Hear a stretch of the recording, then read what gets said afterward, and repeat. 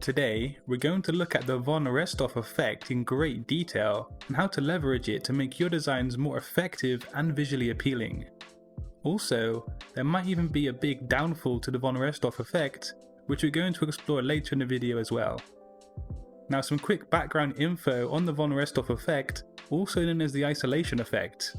This states that when multiple different objects are shown, the one object that differs from the rest is most likely to be remembered. There are various different ways to use the von Restorff effect on your designs, and we're going to explore every single angle and use of this psychological theory in your graphic designs.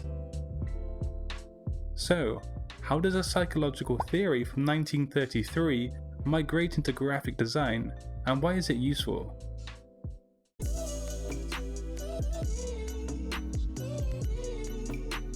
Firstly, something that utilizes the von Restorff effect is the use of call to actions, and these are mainly used in UX and UI design, but also in print design too. Now, using the isolation effect ensures that the call to action looks different from different action buttons on a website or application as an example. We want the users to be able to see the difference between a simple action button and then a call to action button. Tapping into a person's subconscious in this manner allows you to steer the viewer's attention and navigation of a website design. Most viewers are not going to be aware that they're being steered into a specific direction via a call to action using the isolation effect. But we are human beings, and this kind of design theory plays right into our instinctive and hardwired conditioning. This is why knowing about psychological patterns is so crucial as a graphic designer. You're ultimately controlling the emotional response and intuition of the viewer. So one prime example of a call to action being used utilizing the von Restorff effect is the pricing page on a website. You've probably seen them before, and this technique draws the attention of the user towards the most popular price, and that's likely the most profitable option to the website owner.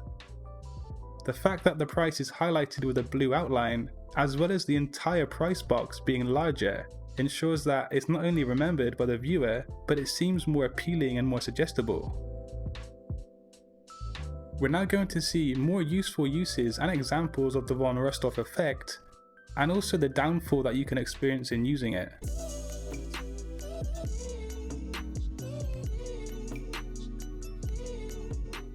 With lists, people often remember the first couple of items and then also the last few items on the list, and they kind of forget the middle entries.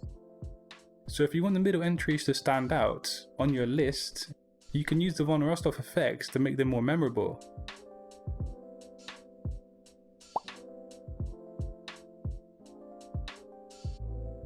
The von Restorff effect is not only used by marketing teams to steer customers and persuade them to commit to a purchase. As a designer, you want to make your design elements look like they belong together and tell a consistent visual story. But you also want to delight your audience by putting in a few surprises and twists and turns. These creative tweaks can actually prevent boredom to the viewer and render your designs that much more memorable. You can make a specific section of text larger, bolder, or simply different in appearance as an example. There are many small and discrete additions that you can make to your designs that utilize the von Restorff effect, and these can all help to boost your designs to the next level. So the von Restorff effect is mainly used in advertising and UI and UX design, but it can be used in such things as branding. Now, one example would be to take a look at the sector of business of that brand and notice the color scheme that other companies use for that sector of business.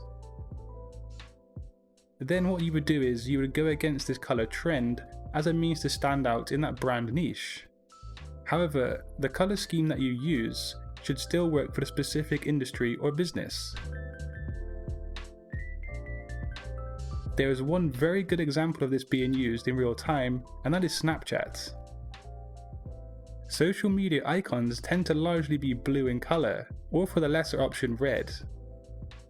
However, Snapchat took the bold move to move to a bright and a bold imposing yellow for their logo design. Mentally speaking, I'm sure as soon as you hear or you read the word Snapchat, you probably have a yellow colour appear in your thoughts somewhere along the lines. Now if Snapchat was blue, it might sink into a sea of numerous social media platforms within your mind and thus become lost. So as you can see, the von Restorff effect can be used in the larger scheme of things to make a brand or entity that much more memorable to the masses.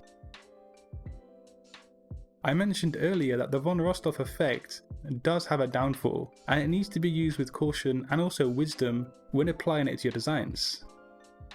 And the problem is that using the isolation effect, you sap the viewer's attention span onto one pinpointed area, depending on how blatant and how obvious the contrast is. This can harm the overall execution of a design if vital information is not taken in by the viewer because they're too focused on one area of the design. Viewers have generally got a short attention span, sometimes as little as a few seconds, so I suggest using the von Restorff effect as one tool among many different tools as a graphic designer. This is something to take into account when using this effect on your designs. So with the information I've provided you today on the von Restorff effect, I hope you understand this psychological technique a bit more after today's video.